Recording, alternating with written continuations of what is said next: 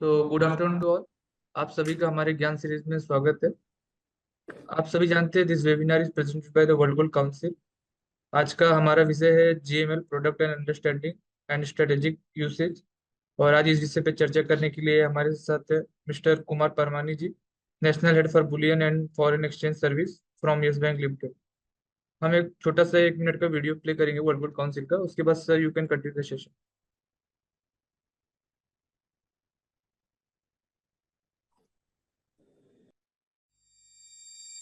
उसूल सुनने में एकदम सख्त, पर सोचो तो मजेदार है।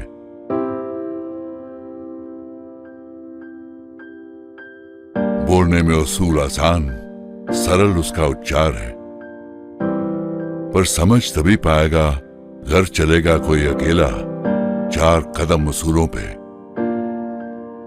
जो उसूलों पे चल सका उसके जीवन में दिशा है।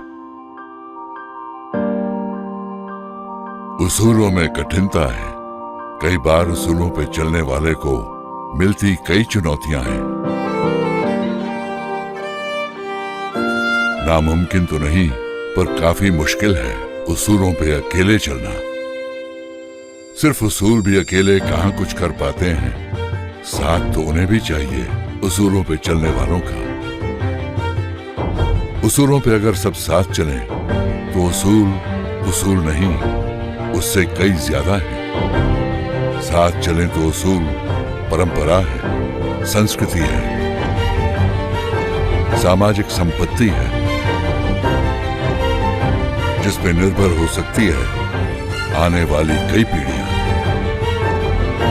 कीमत भले उतनी ही चुकानी पड़े उसूलों की, पर साथ चलें तो उसूल पूरा पैसा वसूल है।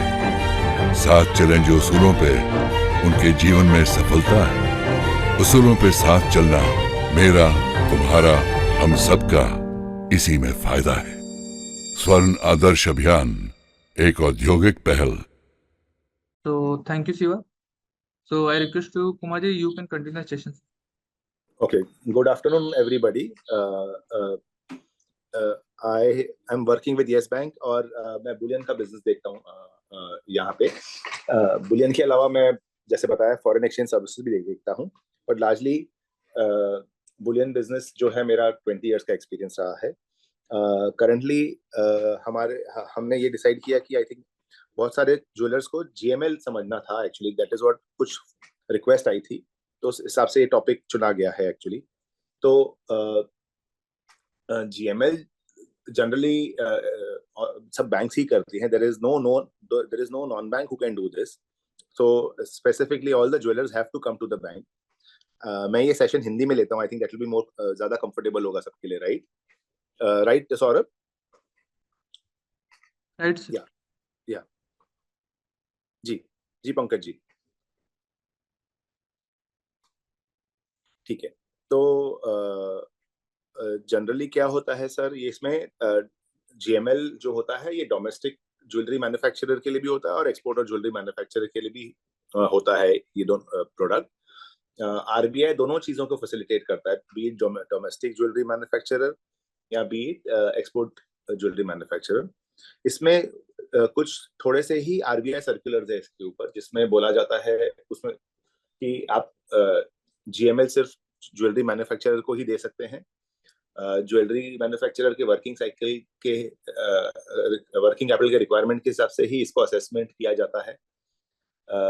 काफी सारे बैंक्स इस तरीके से असेसमेंट करके जीएमएल बन जाता है वर्किंग कैपिटल का part of limit. Apart from working capital limit, जो वर्किंग कैपिटल का जो कार्व आउट होता है, उसके अलावा ये जीएमएल एफडी बैक्ड भी होता है और एसबीएलसी बैक्ड भी होता है। तो लार्जली जीएमएल अगर अपने देखें तो डोमेस्टिक और एक्सपोर्टर को आप या तो वर्किंग कैपिटल के लिमिट्स को ईयरमार्क करके दे दें, या तो एफडी के सामने कर दें, या एसबीएलसी के सामने कर दें, या बैंक गारंटी के सामने कर दें। ये 3-4 ऑप्शंस अवेलेबल है और हर ज्वेलर को। पर्पस ऑफ जीएमएल क्या है इसमें? जैसा कि आप जो मैन्युफैक्चरर है उसका मेन मैन्युफैक्चरिंग से लेके सेल्स तक का टाइम लगता है, उसमें प्राइस रिस्क का उसको अवॉइड करने के लिए ये जीएमएल प्रोडक्ट दिया जाता है। जीएमएल में कैसे होता है सर कि आज अगर आप गोल्ड लेते हैं तो आज आपको प्राइस फिक्स करने की जरूरत नहीं है, और जब भी आपका सेल्स होता है आप उस तरीके से उसको प्राइस करके आप अपना रिस्क मिटिगेट कर सकते हैं.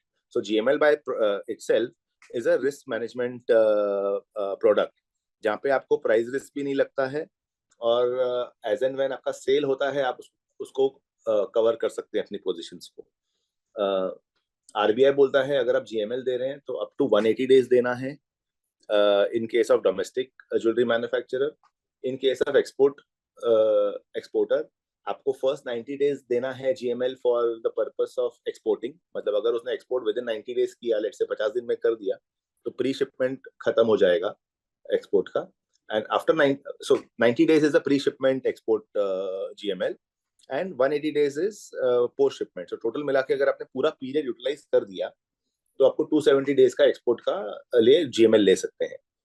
दिस इज हाउ आरबीआई, इस तरीके से आरबीआई ने अपने सर्कुलर को डिजाइन किया हुआ है. तो ये दोनों चीजें बैंक्स करती हैं हमारी, और आई थिंक काफी बैंक्स करते हैं.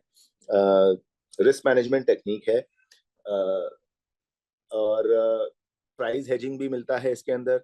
इंटरेस्ट रेट इसमें है ना, जो आपको वर्किंग कैपिटल पे लगता होगा जैसे सीसी या ओडी, उससे काफी नीचे में होता है, बिकॉज ये एक इंटरनेशनल प्रोडक्ट है. सो इसका जो इंटरेस्ट रेट है वो इंटरनेशनल मार्केट से ही डिराइव होता है. और इसमें आपको अगर जीएमएल लेते हैं तो बैंक टू बैंक्स जैसे क्वांटिटी, आप चाहे जितनी क्वांटिटी आपको चाहिए, छोटे से छोटी quantity, I think minimum lot size जो बैंक्स करती हैं वो 1 किलो है, बिकॉज 1 किलो का बाहर आता है. तो छोटे से छोटे साइज का ये काम करते हैं सर सब लोग. बड़े से बड़ा लॉट कुड बी एनीथिंग. बहुत इंपॉर्टेंट ये है कि आपके वर्किंग कैपिटल साइकिल के हिसाब से ये असेसमेंट किया जाता है. और बहुत अनदर इम्पॉर्टेंट थिंग इज, आपको ये जीएमएल को मैनेज करने के लिए आपको अपना सेल्स, जिस तरीके से आपकी सेल्स होती है उस तरीके से आपको प्राइस कवर करना चाहिए, ताकि आपका रिस्क भी अंडर कंट्रोल रहता है और मिटिगेटेड रहता है. एंड उसमें क्या होता है कि आपका कोई पोजीशन का नहीं होता है, कोई पोजीशन नहीं रन करते हैं आप. तो instead of buying the gold in the market, अगर दो तरीके से आप परचेज करके अपने आप को आप ज्वेलरी बना सकते हैं. या तो आप मार्केट में जाके गोल्ड खरीदें और उसको ज्वेलरी बना के लोकल मार्केट में बेचें या एक्सपोर्ट करें. एक्सपोर्ट तो नहीं कर सकते एक्चुअली लोग, फॉर अगर लोकल में आपने खरीदा तो जनरली आप लोकल मार्केट से खरीद के गोल्ड आप ज्वेलरी बना के बेचेंगे, या तो फिर आप बैंक के पास आएंगे. लार्जली जीएमएल का जो बेनिफिट वो लोअर इंटरेस्ट रेट का है. लोअर इंटरेस्ट रेट के साथ साथ प्राइस एडवांटेज भी है, प्राइस ये रिस्क मिटिगेशन भी है. ये दोनों चीजों में जीएमएल थोड़ा ज्यादा बेहतर प्रोडक्ट माना जाता है. तो आई थिंक ये 15-20 साल से ये प्रोडक्ट चल रहा है. बीच में काफी सारी डिफिकल्टीज आई थी from the regulator. I would say not difficulties, but कुछ आए थे कि बंद करेंगे या डीपी बेसिस पे करेंगे, लेकिन आई थिंक वापस लोगों के रिक्वायरमेंट पे वापस वो जीएमएल प्रोडक्ट शुरू कर दिया गया था. सो लार्जली ज्यादातर ये है कि जीएमएल में it is the product is only for a jewellery manufacturer. कोई बुलियन ट्रेडिंग इसे नहीं कर सकते अपने. एसबीएलसी अगर लेते हैं वो भी जैसे मैंने बताया पॉसिबल है. एफडी बैक करना चाहते हैं वो भी पॉसिबल है. ये सब largely this is what the GML product is. I would request, अगर किसी को कुछ स्पेसिफिक क्वेश्चंस हो या और कुछ डीपर अंडरस्टैंडिंग चाहिए तो आप मुझसे क्वेश्चन पूछ सकते हैं इसके ऊपर.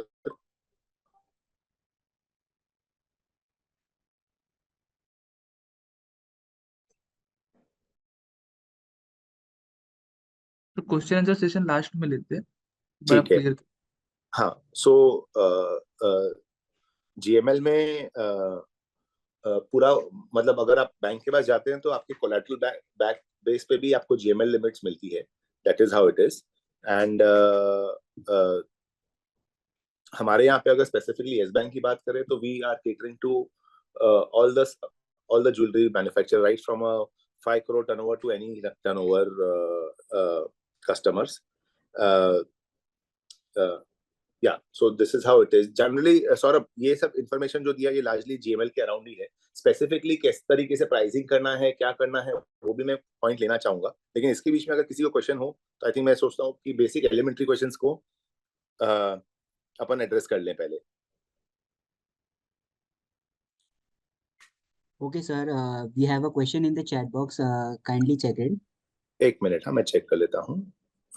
मैं कारीगर हूँ, मेरे पास कोलेटरल नहीं है, मुझे मिल सकता है? सर ये बैंक टू बैंक के ऊपर डिपेंड करता है। अगर लार्जली बैंक अनसिक्योर्ड नहीं करती जितना मैं समझता हूँ, कि आप या तो आप फिर भी जीएमएल चाहें तो आप कर सकते हैं। Manufacturing is the key important, चाहे आप जो जॉब वर्क के थ्रू करवाओ या आप खुद मैन्युफैक्चर करो। But to answer that specific question कि अगर आपके पास कोलेटरल नहीं है, या तो फिर आपको एफडी ला के देनी पड़ेगी बैंक को, या तो कोई बैंक जिसमें कोलेटरल के बगैर कोई लोन डिसबर्स करता हो, जो मुझे डाउट लगता है ऐसा कोई बैंक करेगा सर। चेतन जी।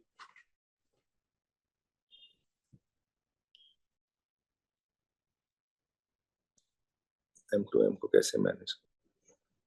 तो बैंक्स जो गोल्ड मेटल लोन देती है वो जनरली 105% के आसपास, 105 से लेके 110% के रेंज में वो टॉप वैल्यूएशन पे करती है, ताकि उसका एमटीएम का भी अरेंजमेंट हो सके, एमटीएम भी कवर कर सके। तो बैंक टू बैंक डिपेंड करता है।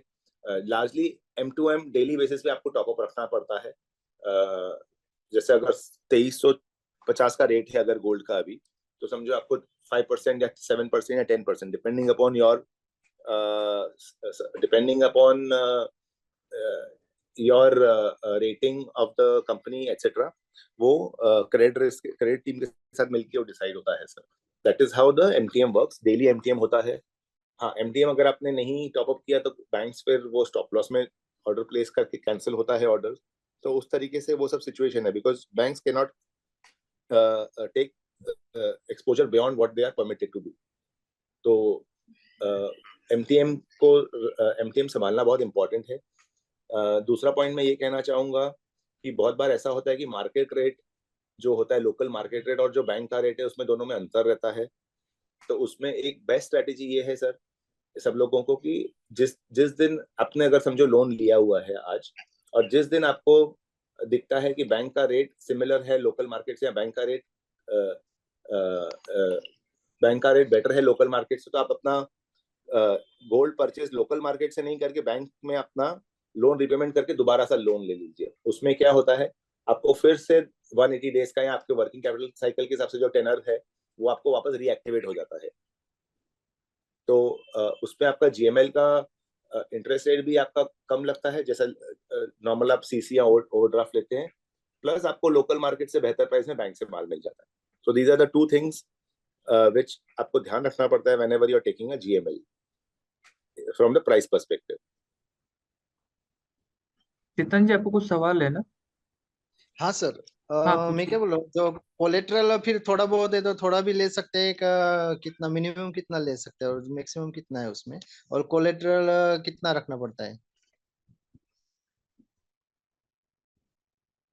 हेलो कुमार जी, आप म्यूट पे चले गए। Sorry, my bad. हाँ, कोलेटरल आपका जो है वो बैंक टू बैंक डिफर करता है।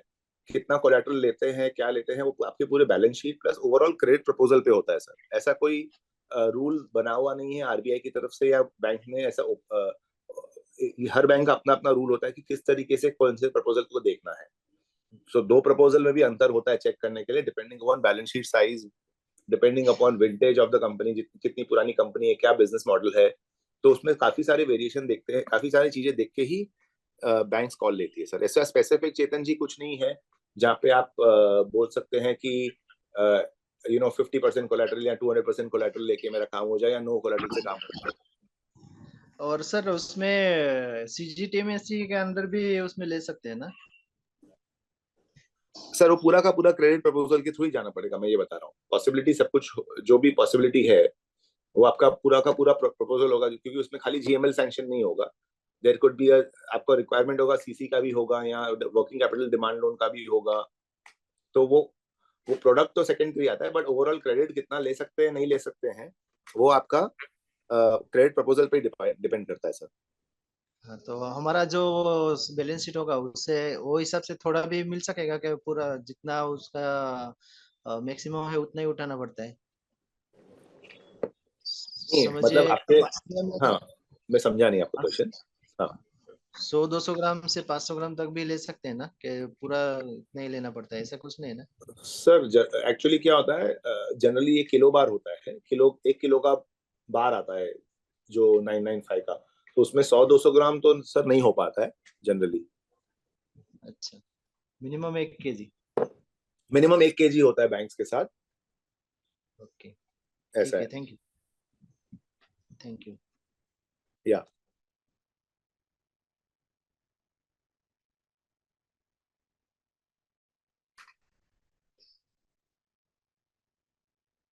किसी का और कुछ सवाल है?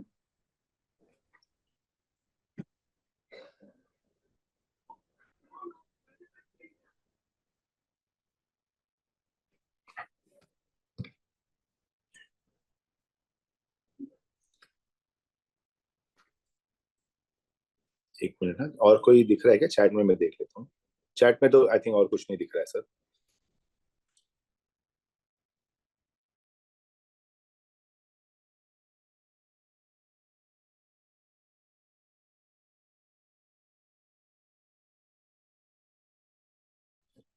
और कोई स्पेसिफिक क्वेश्चन हो, बिकॉज जनरली जीएमएल में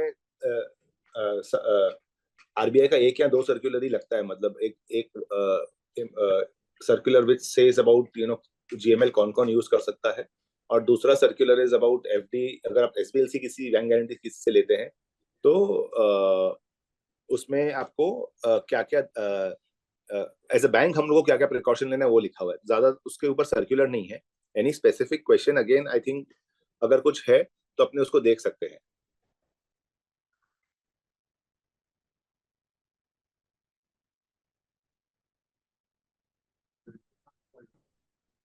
आई थिंक सर किसी क्वेश्चंस नहीं है अभी ना एक्स्ट्रा।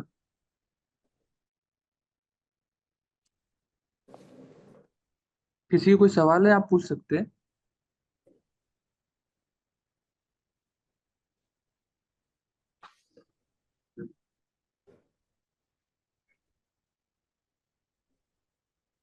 आई थिंक कोई सवाल दिख नहीं रहा।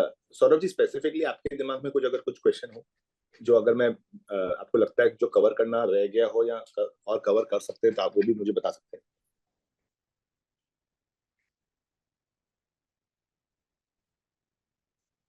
नहीं, ऑलमोस्ट तो सर आपने कवर ही किया है रिलेटेड तो।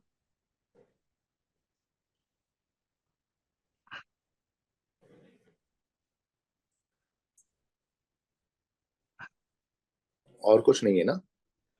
नहीं सर, ऑलमोस्ट ठीक है, सारा पी गई। ठीक है, चलेगा सौरभ जी। तो आपके हिसाब से कुछ है तो ऐसा बताने को इंडस्ट्री के हाँ रिगार्डिंग, मैंने दो, अदरवाइज फिर सेशन क्लोज करें।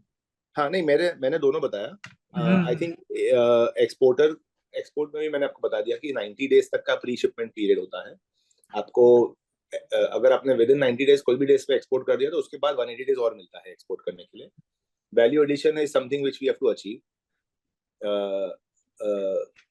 वैल्यू एडिशन नॉर्म्स जो एफटीपी में लिखा हुआ है हैंडबुक ऑफ प्रोसीजर्स में वो आपको करना है, तो you have to abide by the wastage, मतलब उसमें वेस्टेज नॉर्म्स भी लिखे हुए हैं और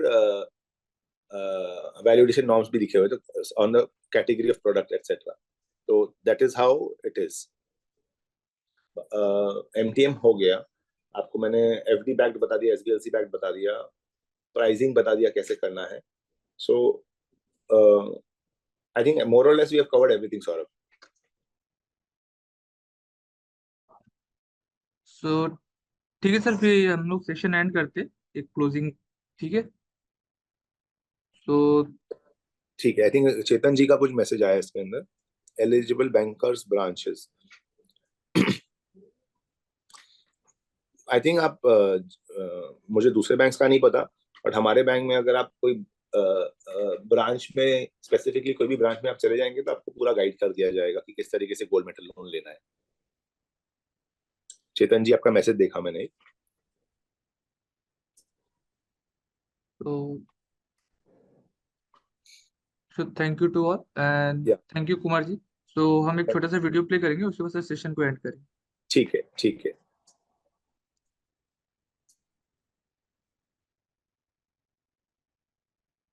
What does your investment portfolio look like without gold? Incomplete. Why? Because as a gold owner, you have the power to make bold decisions. To balance risks and returns.